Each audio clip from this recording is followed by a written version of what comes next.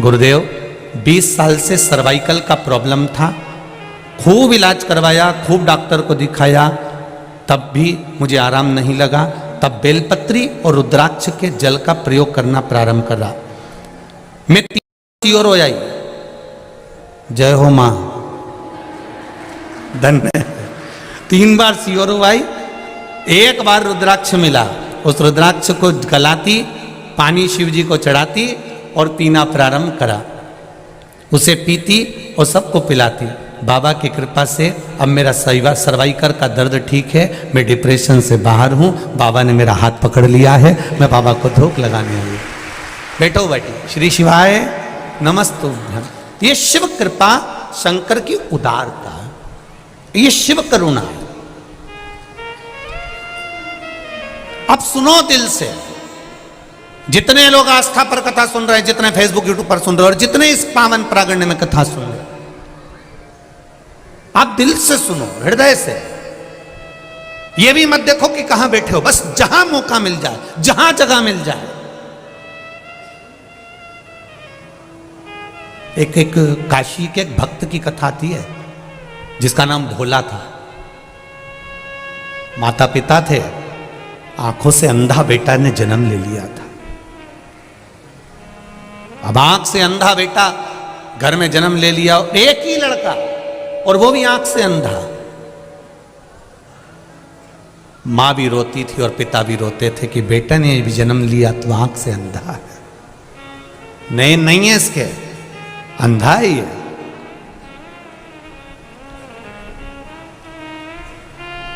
बेटे को जैसे तैसे माता पिता ने पाल पोस कर बड़ा करा।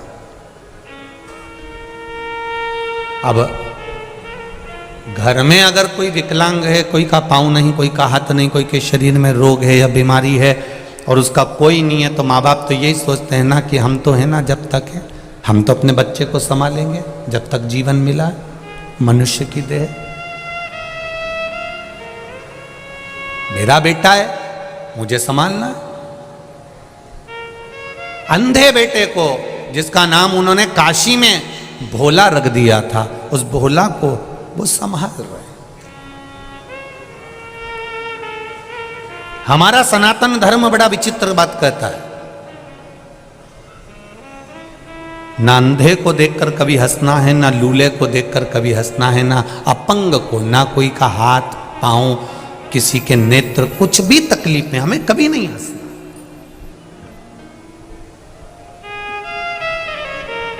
क्योंकि आप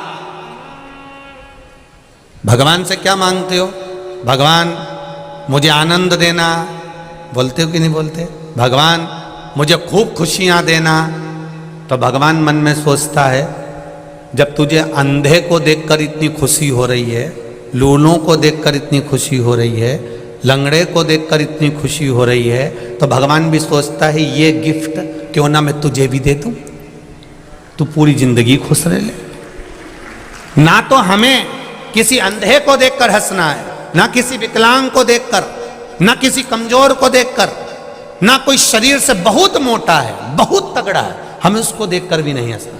कोई बहुत दुबरा है, उसको देखकर भी हमें नहीं हंसना।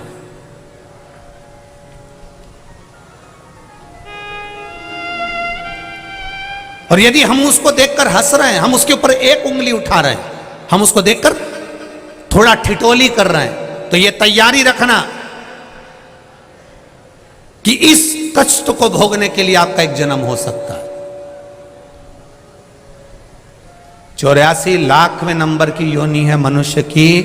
83,99,999 योनियां काटने के बाद यह मनुष्य की योनि 84 लाखवें नंबर की आती है। 21,600 श्वास रोज प्रतिदिन इस शरीर से निकलती है। 3.5 करोड़ पूरे शरीर में रोम छिद्र हैं।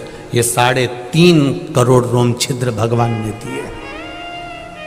21,600 श्वास प्रतिदिन शरीर से निकल रही है। 83,99,999 योनियां छोड़ने के बाद मनुष्य की देह मिलती है, और वह मानव की देह अगर हमने केवल निंदा में, बुराई में, चुगली में, गलत कार्य में निकाल दिया तो हमारा जीवन व्यर्थ है, फिर उस जीवन का कोई महत्व नहीं है जो शिव जी ने दिया। करो भजन, घर से भी आओ और किसी के पास में पैसा नहीं है, वो के मेरा मन बहुत करता है कथा में जाने का, पर इतनी दूर हो, मेरे पास ऑटो का किराया नहीं, भगवान ने मुझे दिया है, तू बैठ मेरे साथ में। हो सकता है ये 10 रुपए मेरे कहीं मेडिकल में लगने वाले होंगे, डॉक्टर में लगने वाले होंगे, तो 10 रुपए में तुझे ले जाकर कथा सुना दूं, इससे बढ़कर सुख और क्या होगा। घर से खाली गाड़ी आ रही है, पड़ोसन से पूछ लो चल रही है कथा में, रिश्तेदारों से पूछ लो कथा में चल रहे हो, हम जा रहे हैं कानपुर में कथा सुनने, कल्याणपुर में कथा चल रही है, हम कथा को सुनने के लिए जा रहे हैं, कथा श्रवण करने जा रहे हैं, चित्त से आनंद से कथा को सुनना है, हमको यहाँ दिखावा नहीं करना है। आपके कानपुर में बहुत कथा होती है, कानपुर वासियों को मेरा नमन है, बहुत बड़े बड़े रूप में कथा होती है, उनको भी नमन है, पर यहाँ जो कथा हो रही है यहाँ श्रोता नहीं बैठा हुआ है। ये जो समिति कथा करा रही है, यजमान कथा करा रहे हैं, या जितने भी लोग सेवा में लगे हुए हैं, उनसे एक ही निवेदन करूंगा, यहाँ कथा सुनने के लिए श्रोता नहीं बैठा है, यहाँ जितने भी आएंगे वो भोला आएगा और भोला का भगत आएगा, इसके सिवा कोई नहीं। जो शंकर का प्रिय है, जो शिव का प्रिय है, वही यहाँ पहुंचने वाला, उसके सिवा कोई नहीं पहुंचने वाला। ये तो संबंधों की बात है, किसी के यहाँ शादी होती है, अभी शादी का सीजन चल रहा है, बोलो री जी जी सही है कि गलत है, खूब शादी का सीजन चल रहा है, किसी की बहन के यहाँ शादी, किसी के काका जी के शादी, किसी के मामा जी के शादी, किसी की बुआ जी के यहाँ शादी, तो जिसके रिश्तेदार के यहाँ शादी है तो रिश्तेदार को जाना पड़ेगा। जिसके जैसे संबंध होते हैं वो शादी में वैसा ही पहुंचता है। अब उनका संबंध वहां शादी में था तो वो शादी में चले गए, आपका संबंध महादेव से था इसलिए यहां आ गए। ये तो संबंधों की बात है, ये तो आपका संबंध कैसा है ये मालूम पड़ता है कि संबंध कहां निभ रहा है, कहां पहुंचे हो आप। भोला की आंख नहीं है, भोला आंखों से अंधा है, पर माता पिता ने विचार करा कि मेरा बेटा आंखों से विहीन है, इसके जीवन में हमें कुछ अच्छा कर देना चाहिए, इसके जीवन में हमें कुछ अच्छा करना है।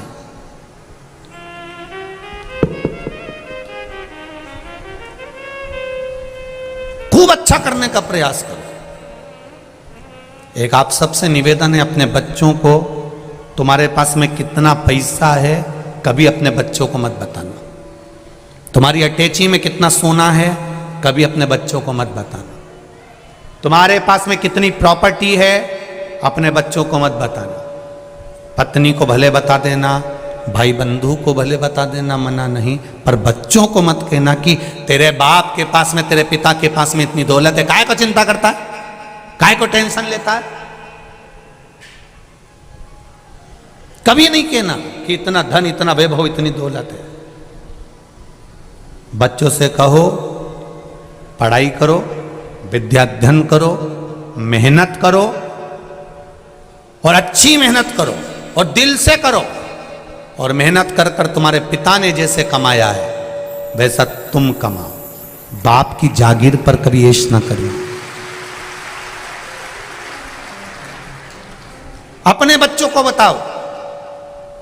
भोला के माता पिता ने विचार करा कि भोला एक दिन शरीर हमारा छूट जाएगा और भोला आंख से अंधा है, कुछ करा जाए व्यवस्था, क्या करा जाए। तो उन्होंने कहा कि ये आंख से अंधा लड़का करेगा क्या, ना तो नौकरी कर सकता, ना सर्विस कर सकता, ना कुछ करेगा। एक काम करते हैं, इसको शंकर जी के मंदिर जाना सिखा देते हैं, इसको मंदिर तक ले जाना सिखा देते।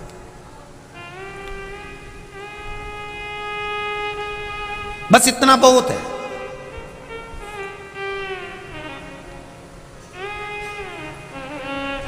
वो भोला के माता पिता ने अपने बच्चे को मंदिर तक जाना सिखाया। आप में से कितनी माताएं बैठी हैं जो अपने बच्चे से रोज कहती हैं कि बेटा एक लोटा पानी भरकर मंदिर चले जाया कर। हाथ उठाओ जरा, सभी हो, जय हो, रख लो जी हो, प्रणाम, बहुत बढ़िया।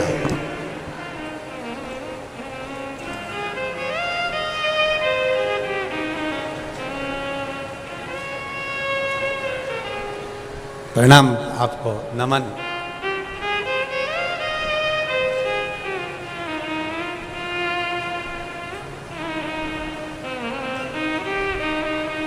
होना चाहिए।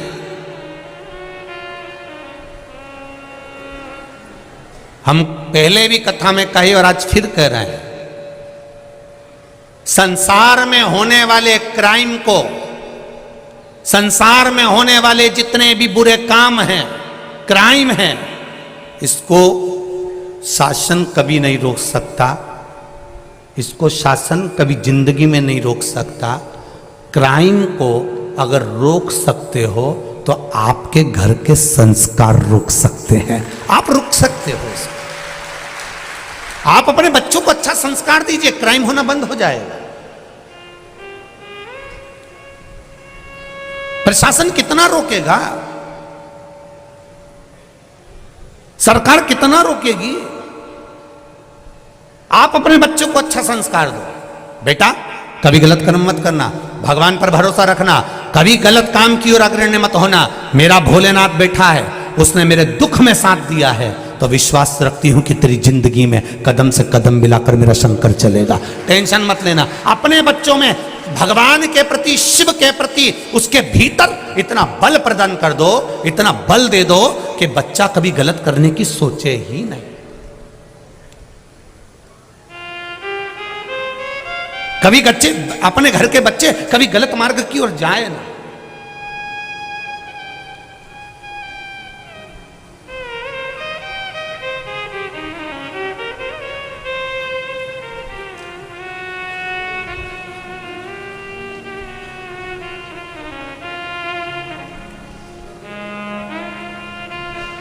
गलत मार्ग की ओर वो बच्चे प्रशस्त ना हो, आगे ना बढ़े।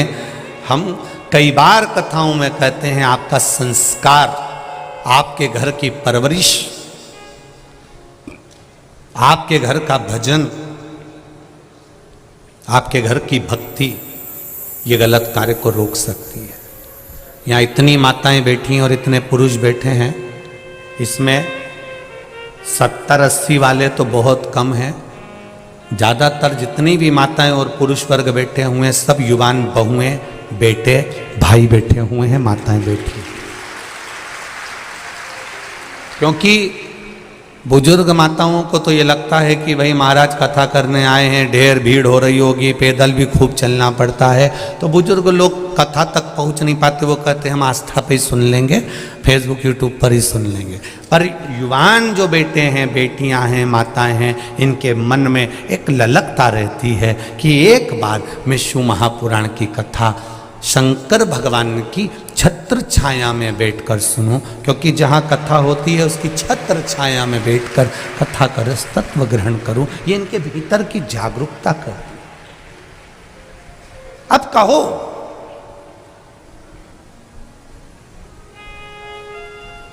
आपका बल, आप अपने जो बच्चों को बल दे रहे हो, काशी में रहने वाला भोला, उसकी माता पिता ने बल दे दिया कि अगर हम मर भी गए, हमारे प्राण चले गए, तो बेटा कम से कम शंकर के मंदिर जा रहा है, शंकर का गुणगान कर रहा है, शिव का भजन कर रहा है, शिव मंदिर में बैठेगा, भगवान का भजन गाएगा, तो जितने लोग मंदिर में आएंगे कम से कम वो तो सहयोग करेंगे।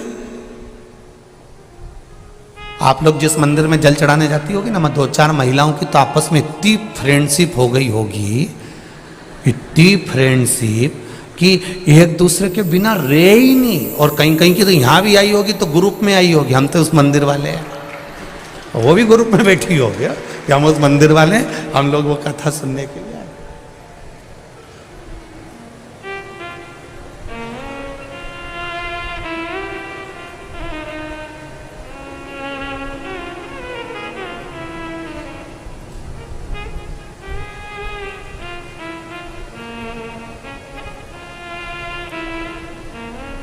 अब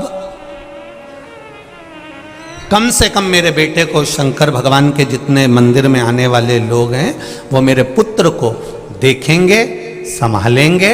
हमारे प्राण छूट भी गए तो हमारे बच्चे को कम से कम मंदिर में आने वाले देख लेंगे, संभाल लेंगे। ये जानकर माता पिता ने अपने पुत्र को शिव मंदिर ले जाना चालू कर दिया। बेटा बड़ा हो गया, मंदिर जाते रहे। एक दिन माता पिता ने अपने बच्चे से कहा कि हम परगांव जा रहे हैं, वहां से आए तब तक तुम शिव मंदिर में बैठना। माता पिता परगांव निकल गए। और दूसरे गांव से आ रहे थे तो कहीं एक्सीडेंट हो गया और दोनों माता पिता के प्राण छूट गए। भोला शिव मंदिर में बैठा हुआ है, उसकी भक्ति।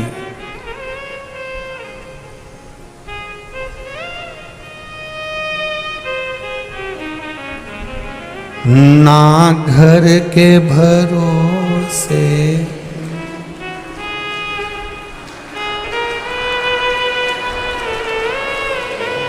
वाह, कानपुर वालों तुम्हें भजन तो याद होगा ही पक्का। धन्य धन्य भोलेनाथ दया करना, मैं तेरे भरोसे हूँ। मेरे बाबा दया करना, मैं तेरे भरोसे हूँ। ना घर के भरोसे हूँ, ना परिवार के भरोसे हूँ, ना घर के भरोसे हूँ, ना परिवार के भरोसे हूँ। भोलेनाथ दया करना, मैं तेरे भरोसे हूँ।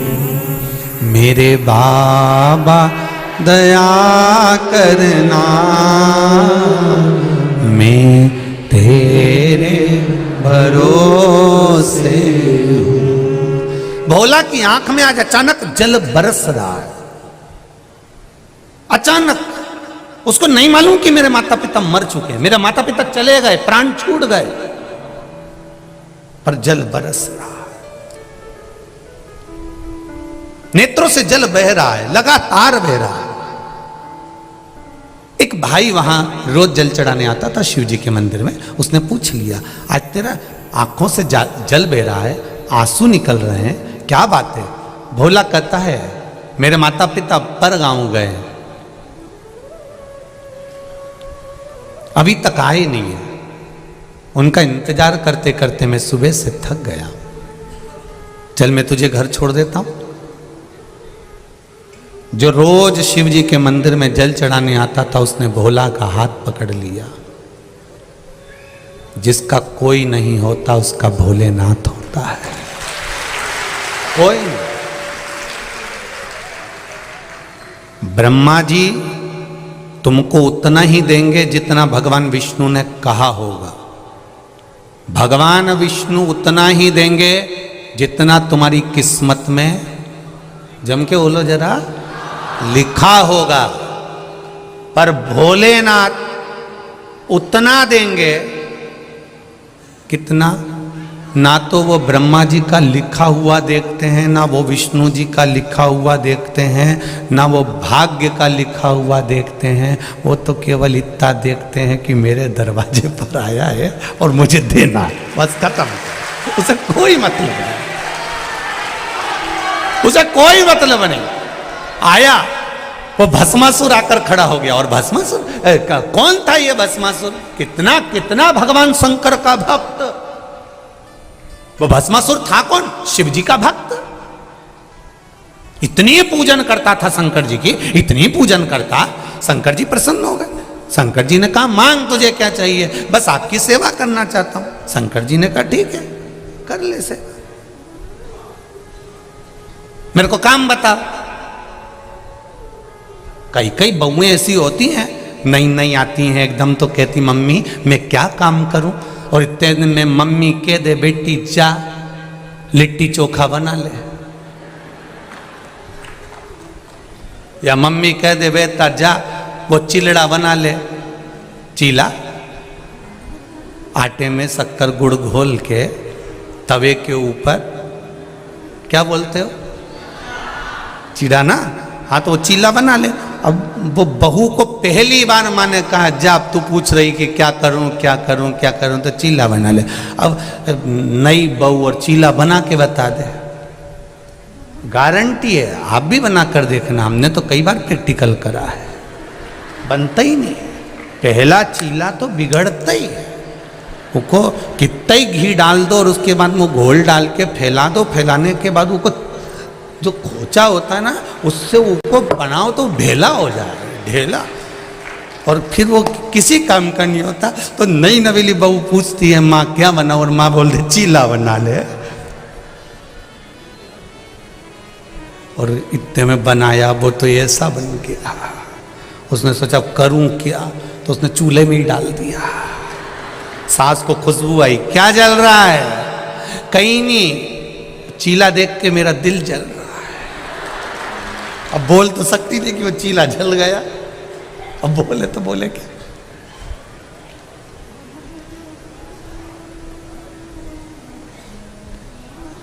भस्मासुर शिव जी से पूछते हैं आप बताओ मेरे लिए आज्ञा क्या है। शंकर भगवान ने कहा क्या आज्ञा करूं तेरे को? नहीं, मेरे को कोई काम बताना पड़ेगा। नंदी को भी आपने काम दिया, भृंगी को भी काम दिया, श्रृंगी को भी काम दिया, सबको काम दिया, मुझको काम बताओ।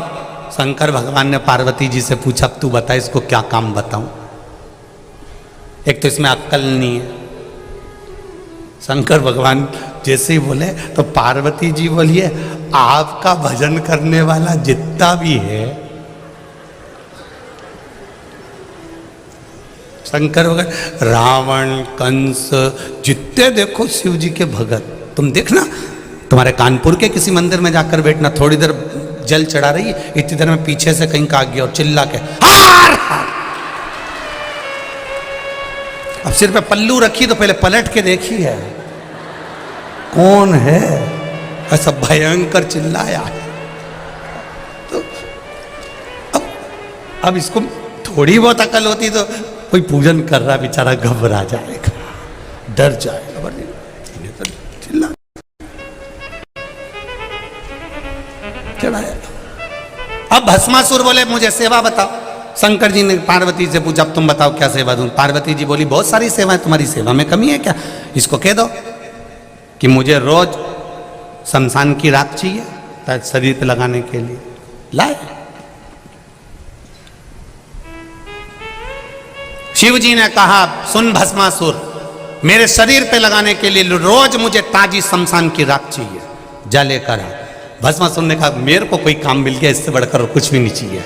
अब आपने काम बता दिया, अब मैं करूंगा। और भस्मासुर रोज जाता शमशान की राख लेकर आता। उसकी पत्नी पूछती कहाँ जा रहे हो? शमशान की राख लेने जा रहा हूँ, शिव जी की सेवा के लिए। रोज जाता, रोज राख लाता। एक बार राख लेने गया तो राख ही नहीं मिली, सब दूर शमशान शमशान घूमता फिरा। कानपुर भी आया था, नहीं मिला, यहां भी नहीं मिला, सब दूर घूमा और राख ही नहीं मिली। शिव जी ने कहा तू मेरे लिए शमशान की राख नहीं लाया? भोलेनाथ मेरे सब दूर ढूंढी नहीं मिल रही, अब क्या करूं।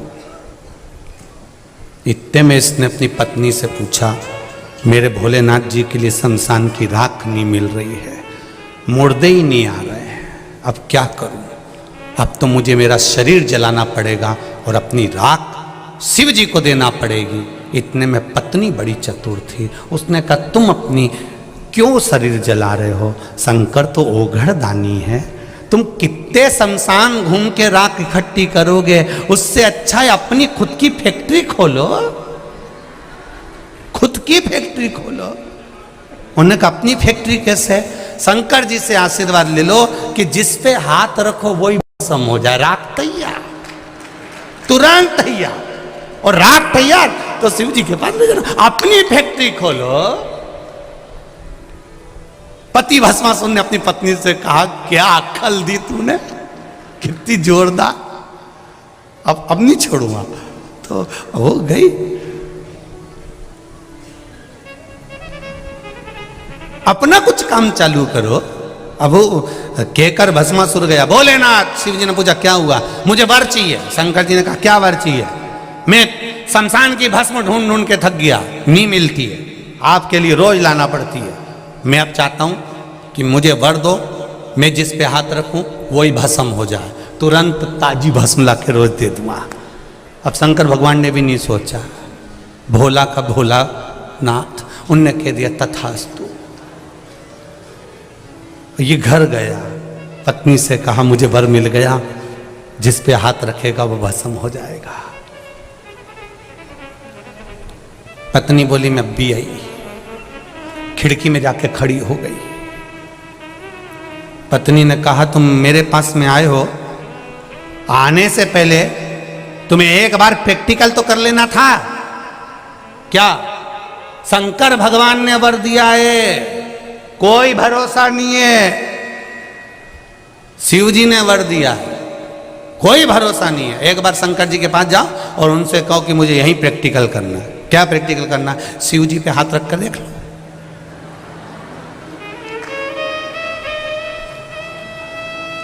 भस्मासुर ने कहा तू बिल्कुल सही बोली है। वो तो आंख बंद करके बैठे रहते हैं, हो सकता है उन्होंने गलत मलत वर दे दिया। मैं अब भी जाता हूं। और शंकर भगवान जहां बैठे थे पहुंच गया, जैसे ही आया इसका पांव रखते से ही मालूम पड़ गया शंकर जी के कि भस्मासुर आया। कोई कोई बहू जब सास के कमरे में आती है या कमरे से निकल कर सामने से जाती है तो सास समझ जाती है कि बड़ी है कि मंजली है कि संजली है। उतने में समझ जाती उसके पाँव की धमक से। कहीं कहीं की तो ऐसी चले कि 2-4 सामान गिराती गिराती जाए, और कहीं की ऐसी चले कि बच्चा उनका चिमटा चिमटी खोलती जाए। और कहीं कहीं की ऐसी चले कि पीती खाती चले। तो ये तो सास को तो मालूम है कि ये कौन सी जा रही है, उसको अंदाजा। अब भस्मासुर आया, शिव जी की आंख खुल गई। भस्मासुर से पूछा तू क्यों आया वापिस? प्रभु मैं आपके ऊपर हाथ रख के देखना चाहता हूं कि मेरे को तुमने जो आशीर्वाद दिया वो सही है कि गलत है। शंकर भगवान थोड़ा पीछे हटे, दादा रुक, तो मुझ पे क्यों हाथ रख रहा है? मेरी पत्नी ने कहा है जो आशीर्वाद दिया वो पे प्रैक्टिकल करो। शंकर भगवान भागे पीछे, आगे आगे शिव जी पीछे पीछे भस्मासुर। भगवान विष्णु के पास पहुंच गए। नारायण ने पूछा तुम कैसे आए? मेरा शिष्य आ रहा है पीछे। वो काय को आ रहा है? उसको मैंने आशीर्वाद दे दिया, जिस पे हाथ धरेगा वही भस्म। उसकी खुद की फैक्ट्री खुलवा दी मैंने भस्म के लिए। भगवान विष्णु पहुंचे, हो गया कल्याण।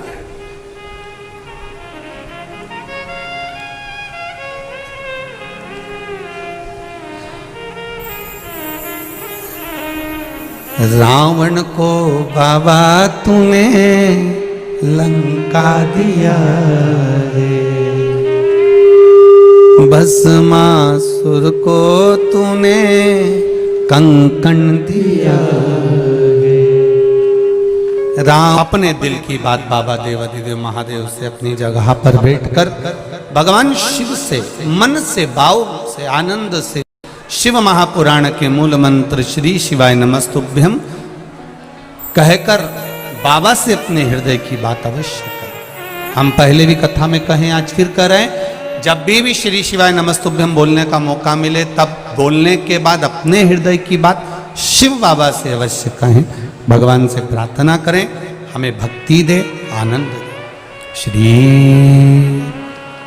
शिवाय नमस्तुभ्यं, श्री शिवाय नमस्तुभ्यं, श्री शिवाय नमस्तुभ्यं, श्री शिवाय नमस्तुभ्यं, श्री शिवाय नमस्तुभ्यं।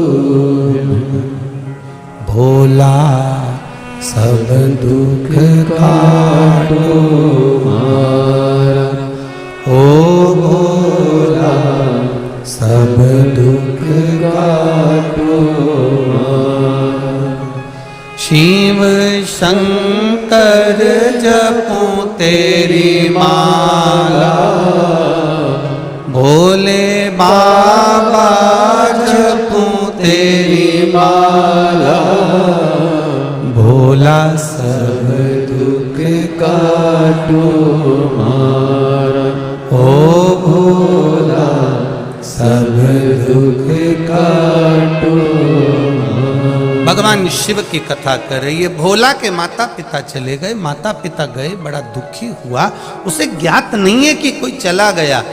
घर मंदिर आने वाला व्यक्ति हाथ पकड़कर ले जाकर जब घर पर छोड़ा, तब मालूम पड़ा कि भोला के माता पिता चले गए। ये आंख से विहीन है, नेत्र विहीन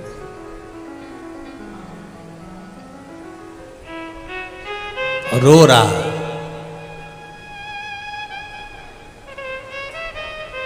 आंखों से आंसू बह रहे। किसको कहे? अब माता और पिता दोनों ही चले गए, अकेला भोला है घर में जिसके नेत्र नहीं है। फिर निवेदन है, जिसका कोई नहीं उसका तो भोला है। जिसका कोई नहीं होता उसका भोला शिव। ये पत्र में आया, देखिए एक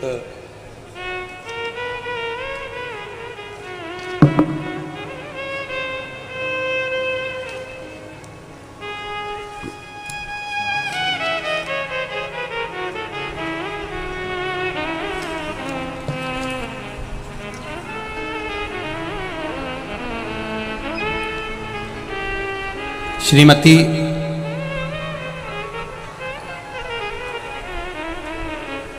अंजू जी सचान, प्रेम नारायण जी सचान, अंबेडकर इंस्टीट्यूट कैंपस अवधपुरी कानपुर नगर से आई हूँ। कहीं बैठे हो तो हाथ हिलाइएगा, कहीं बैठी हो तो हाथ अवश्य हिलाइएगा। इधर है क्या? श्री शिवाय नमस्तुभ्यम, दोनों हाथ हिला दो एक बार। श्री शिवाय नमस्तुभ्यम। गुरुजी, मेरे चाचा जी को कैंसर मुंह में हो गया है। इनका इलाज बॉम्बे में हो रहा है। एक ऑपरेशन हो चुका है, दूसरा होने वाला था। कि आपकी कथा 1 वर्ष से टीवी पर सुनता हूँ। मैंने अपने चाची को बताया कि अगर आप 1 लोटा जल शिव जी को चढ़ा कर चाचा को चढ़ा हुआ जल पिलाएं तो लाभ होगा। बाबा की कृपा से 3 महीने में आप वापिस कानपुर इलाज कराकर आ जाओगे। बाबा से ऐसी प्रार्थना करी और मेरे बात को उन्होंने सुना और बाबा की कृपा से उन्होंने शिव जी को जल चढ़ाकर वो पिलाना चालू करा। जब मेरे चाचा जी वापिस हॉस्पिटल वहीं पर थे और जांच करवाना प्रारंभ करा तो डॉक्टर बोले अब इनके दूसरे ऑपरेशन की जरूरत नहीं है, इनको आराम लगना प्रारंभ हो गया है। अब ठीक है, थोड़ा आराम है, बस बाबा की कृपा हो। श्री शिवाय नमस्तुभ्यम। बैठिए। हर हर महादेव। शिव कृपा। ये एक पत्र बड़ा सुंदर आया है, इसमें तो खैर मेडिकल की रिपोर्टें हैं।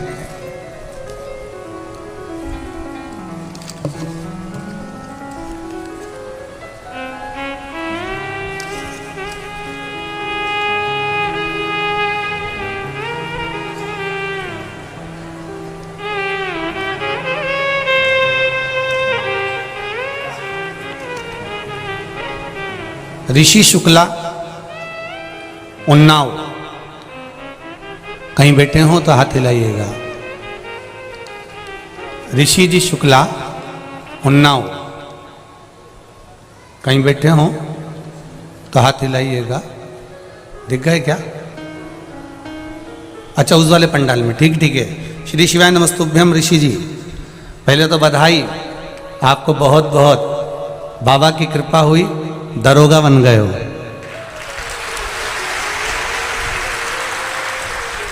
शिव महिमा का क्या बखान करूं गुरुदेव। मेरे पास नौकरी नहीं थी, सारे कंपटीशन में बैठता था, कहीं दौड़ में कहीं मेरिट से बाहर हो जाता था। फिर मेरी माँ ने पत्नी से 16 सोमवार के व्रत करवाए, तब उत्तर प्रदेश में दरोगा की भर्ती की प्रक्रिया चालू हो चुकी थी। व्रत करने के बाद भी क्रम पूरा नहीं हुआ। 2021 के श्रावण मास से 16 सोमवार के व्रत फिर वापिस करे, परंतु गुरुदेव सबके प्रवेश पत्र चालू थे, आ चुके थे, और मेरा कोई प्रवेश पत्र नहीं आया। तब किसी ने कहा कि पशुपति व्रत चालू करो। पशुपति व्रत चालू करा, शिव जी को 1 लोटा जल चढ़ाना चालू करा। बहुत परेशान थे, नौकरी नहीं थी, तैयारी सब कर रहे थे पर कोई उपाय नहीं। तब बाबा